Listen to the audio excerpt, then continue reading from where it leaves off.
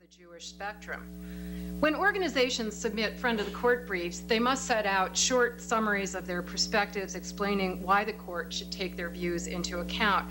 I'd like to share with you a couple statements of this sort from two recent friend of the court briefs on which the ACLU collaborated with the Union for Reform Judaism, or URJ. The URJ compellingly explained the Jewish basis for its support of the crucial human rights issues at stake. These briefs were submitted in two major Supreme Court cases arising from the war on terror. The Hamdi case challenging the indefinite detention of an American citizen whom the president had unilaterally branded an enemy combatant, and the Rasul case challenging the indefinite detention of the non-U.S. citizens being held at Guantanamo. In the Hamdi brief, the URJ gave the following explanation for its stance, which it said was rooted in principles of Jewish law. Quote, "The American Jewish community long has cherished the freedoms guaranteed by the Constitution. Now, as we strive in this age of terrorism to recalibrate the appropriate balance between our cherished, constitutionally protected freedoms and national security, we turn to Jewish law for guidance, which affirms the spark of the divine in every individual and mandates the just treatment of all." In the Rasul brief, the URJ added the following explanation for its defense of these same rights on behalf of the non-citizens being held at Guantanamo. Quote, "Jewish law mandates the just treatment of strangers among us." I still get chills when I hear that. Turning to the topic of Vicky's presentation about Louis Marshall and Louis Brandeis, I understand he preferred it to be pronounced Louis. I confess to being in the apparently large group of Jewish lawyers and others for whom Louis Brandeis has been a hero, completely eclipsing our awareness and appreciation of Louis Marshall's enormous contributions. So we're all indebted to Vicky's eye-opening account. I have previously written about Louis Brandeis and his protege and colleague Felix Frankfurter, focusing on their connections to each other as well as their Jewish identities. And I'd like to share just one observation about these two particular Jewish lawyers and human rights activists, which ties into a theme that all of the panelists have touched on in various ways and that David exemplifies as well as will address. And that is that the Jewish lawyers who are active in progressive causes tend not to be religiously observant, at least not in the Orthodox or conservative traditions. Neither Brandeis nor Frankfurter was religiously observant. However, both expressed their commitments to civil liberties and other social justice causes in expressly religious terms.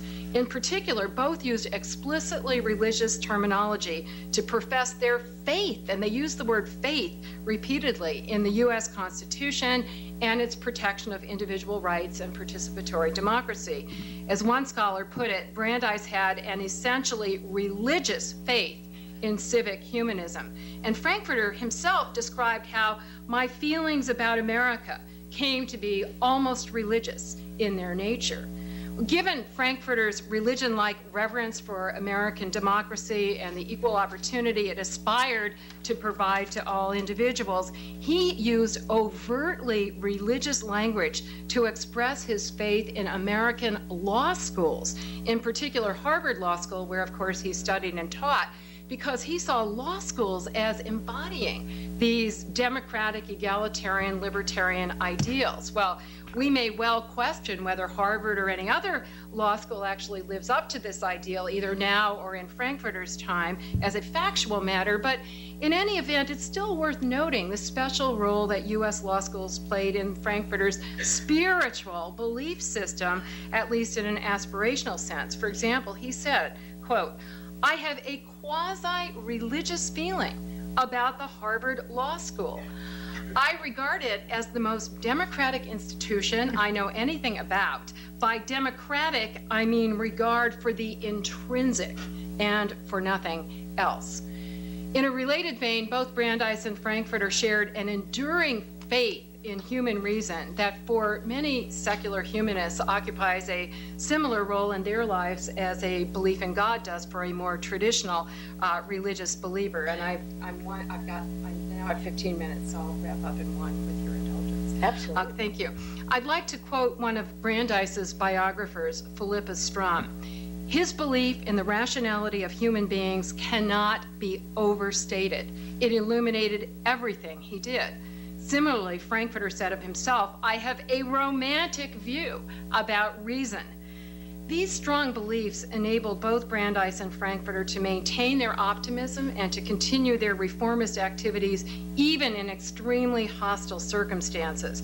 And as an eternal optimist myself, I am always encouraged and inspired by this semi-religious faith that they so eloquently expressed, including in very dark days for life and liberty, such as the World War I and Red Scare era's fear-mongering and crackdown on freedoms, which are so analogous in my mind to our current climate in the so-called war on terror.